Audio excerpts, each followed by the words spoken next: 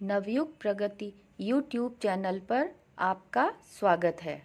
Hello बच्चों, आशा करती हूँ आप सब स्वस्थ एवं प्रसन्न होंगे। बच्चों, पाठ 11 मीरा बहन और बाघ के बारे में तो हम पढ़ ही चुके हैं। आज हम पाठ का अभ्यास कार्य या प्रश्नोत्तर पर चर्चा करेंगे। सबसे पहले कहानी से।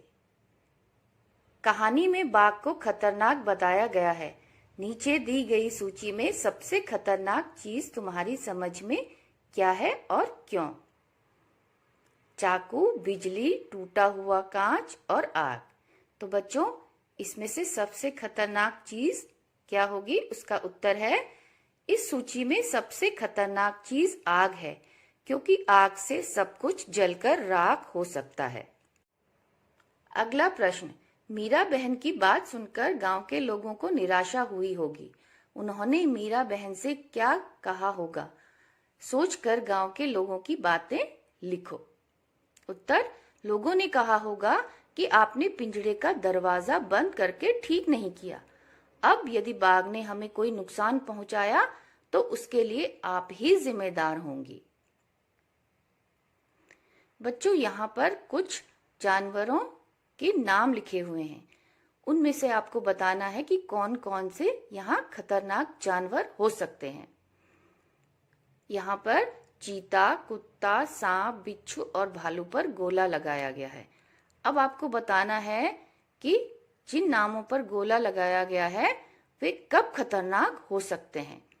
चीता जब गांव या शहर में आ जाए, कुत्ता जब पागल होकर किसी को काट ले, सांप छेड़ने पर, और बिच्छू जब किसी को डंक मार ले, भालू जब शहर की ओर आ जाए तब खतरनाक हो सकता है। क्यों, कैसे? इस प्रश्न का उत्तर बताना है आपको कि बाघ की खबर पूरे गांव में फैल गई। कैसे? इसका उत्तर, गांव की आबादी कम होती है, सभी लोग एक दूसरे को अच्छी तरह जानते हैं, इसलिए यह खबर जल्दी से पूरे गांव में फैल गई। अगला प्रश्न। लोग मीरा बहन के पास पहुंचे, क्यों? उत्तर। सब लोग बाघ की खबर से बहुत परेशान थे। वे मीरा बहन को अपनी समस्या बताना चाहते थे। उन्हें यकीन था कि मीरा बहन इस समस्या का कोई न कोई हल जरूर निकालेंगी। पिंजरा बिना बाघ के बंद हो गया, कैसे? उत्तर। मीरा बहन ने सोचा कि बाघ को धोखा देकर नहीं फंसाना चाहिए, इसलिए उन्होंने वहां जाकर पिंजरे का दरवाजा बंद कर दिया। पाठ से आगे। बच्चों, यहाँ पर कुछ चित्र बने हैं। आपने उन्हें पहचान कर बताना है कि ये चित्र किससे जुड़े हैं। चरखा, घड़ी, 3 बंदर, खड़ाऊ और चश्मा। तो ये सभी चित्र महात्मा गांधी जी से जुड़े हैं। कौन क्या है? बाघ, गाय, बकरी, हाथी और हिरण जानवर हैं। नीचे लिखी हुई चीजें क्या हैं? खाली जगहों में लिखो। यहाँ पर जो भी चीजें लिखी हैं उनके बारे में बताना है कि वे क्या हैं। जैसे अगरतला, अल्मोड़ा, रायपुर, कोच्चि, वडोदरा। तो ये सब शहर हैं। जलेबी, लड्डू, मैसूर पाक, कलाकंद, पेड़ा, मिठाइयाँ। नर्मदा, कावेरी, सतलुज, ब्रह्मपुत्र, यमुना नदियाँ। बरगद, नारियल, पीपल, चीड़, नीम, ये सब पेड़ हैं। गेहूं, बाजरा, चावल, रागी, मक्का, अनाज। कुर्ता, साड़ी, फिरन, लहंगा, कमीज, ये सब पोशाकें या पहनने के कपड़े हैं। बच्चों, यहाँ पर कुछ जानवरों के नाम और उनकी बोलियां लिखी हैं।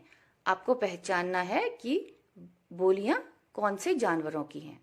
जैसे भैंस की बोली है रंभाना, घोड़ा हिनहिनाना, हाथी चिंघाड़ना, बकरी मिमियाना, शेर दहाड़ना, गधा रेंकना, गाय रंभाना, और कुत्ता भौंकना। ठीक करो।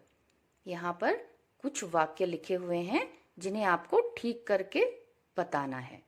जैसे उदाहरण है, हवाई जहाज आसमान उड़ रहा है। अब यह वाक्य थोड़ा अटपटा लगा होगा आपको।